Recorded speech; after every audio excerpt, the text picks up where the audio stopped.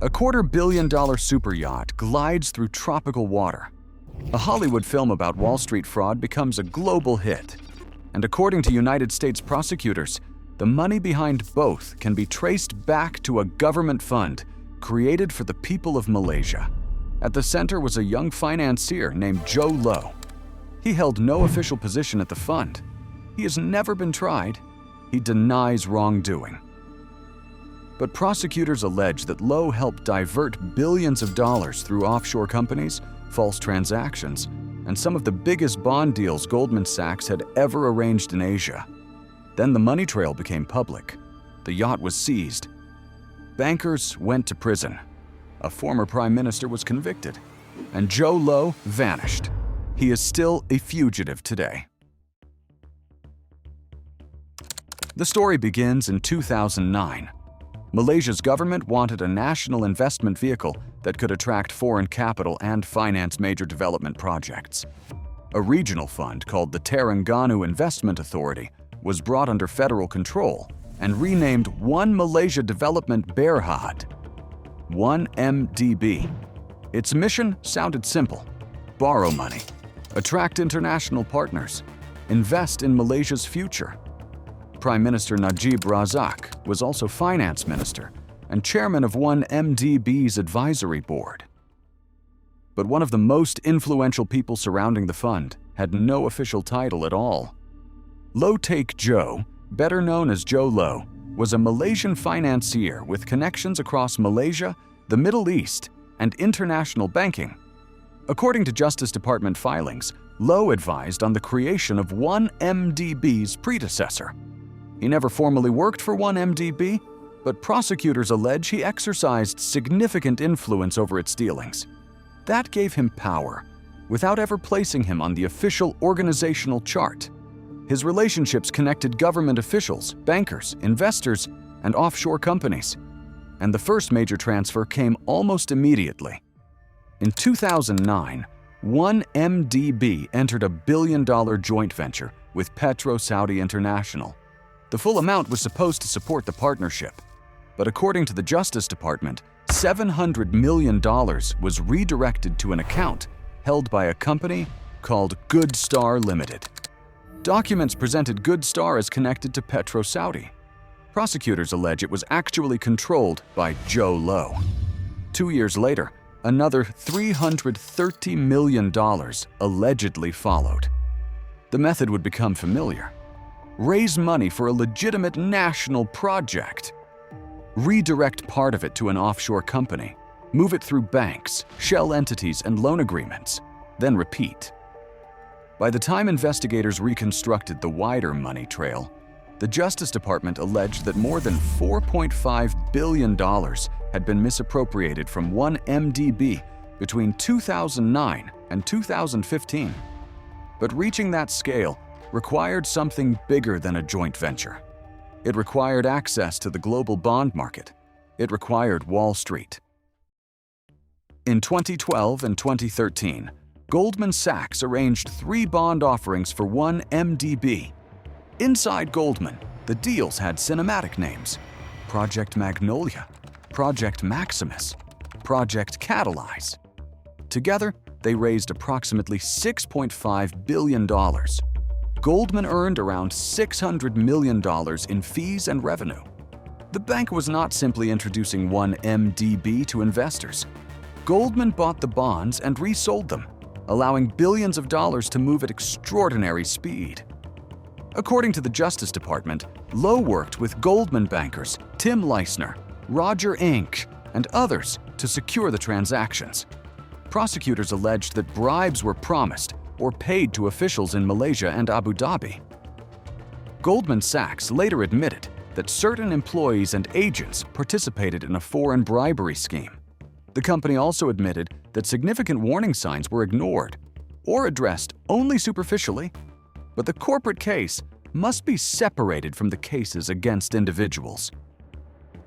Goldman Sachs entered a deferred prosecution agreement and paid more than $2.9 billion in a coordinated resolution. Its Malaysian subsidiary pleaded guilty in the United States. Tim Leissner pleaded guilty and cooperated with prosecutors. Roger Ng took his case to trial. Jho Low never appeared in court. The alleged money trail from the bond deals passed through two especially important offshore structures. In 2012, two offerings raised $3.5 billion for energy acquisitions. According to U.S. forfeiture filings, roughly $1.37 billion was transferred to a company called Abar Investments, PJS Limited. It was incorporated in the British Virgin Islands. Its name closely resembled Abar Investments, PJS, a legitimate company connected to the government of Abu Dhabi. But it was not the same company. Investigators called the offshore version Abar BVI. Goldman arranged another $3 billion bond offering. The money was officially intended for a development project, but the Justice Department alleges that more than $1.26 billion was diverted to offshore accounts, including one controlled by Tenori Finance Corporation. Within days, $681 million moved into an account belonging to the man prosecutors initially called Malaysian Official Number 1. That official was later publicly identified as Najib Razak. Najib maintained that he believed the money was a political donation and that he had been deceived by Low and others. Malaysian courts later rejected central parts of that defense. Investors had supplied the billions.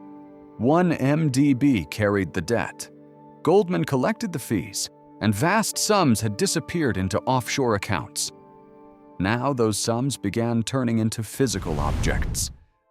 The purchases were not subtle.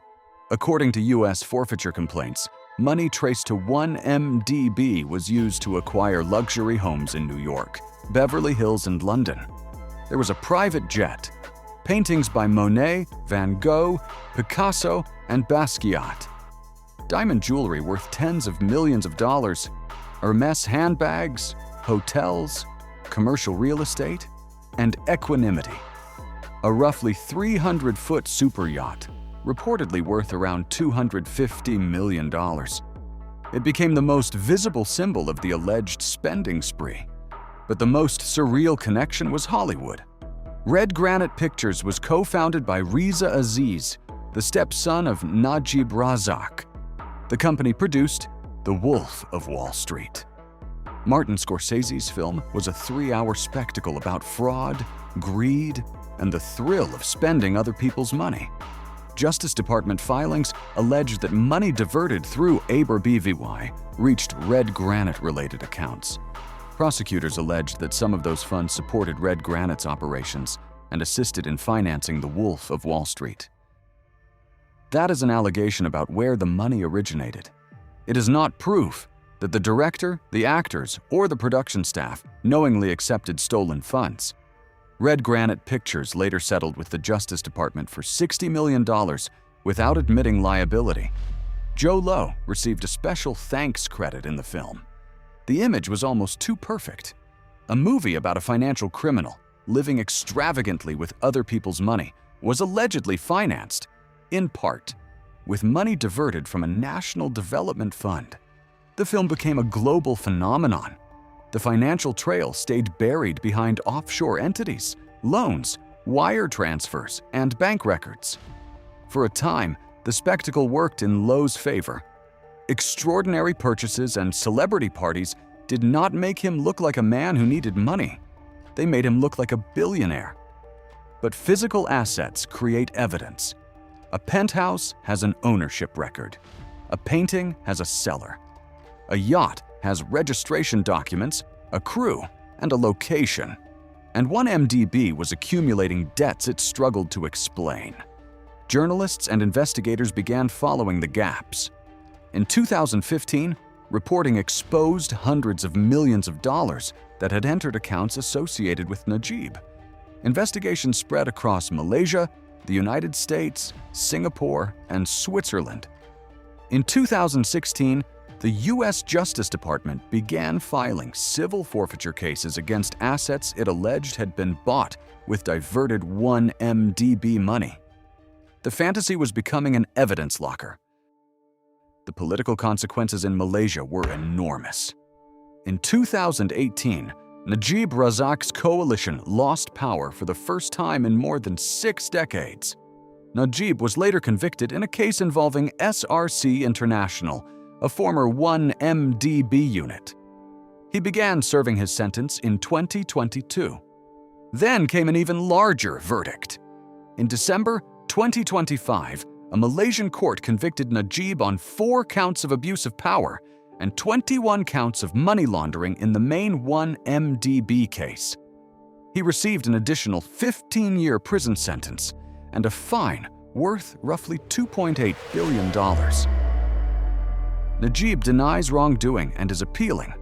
In the United States, Roger Ng became the only former Goldman banker convicted by a jury in the 1MDB case.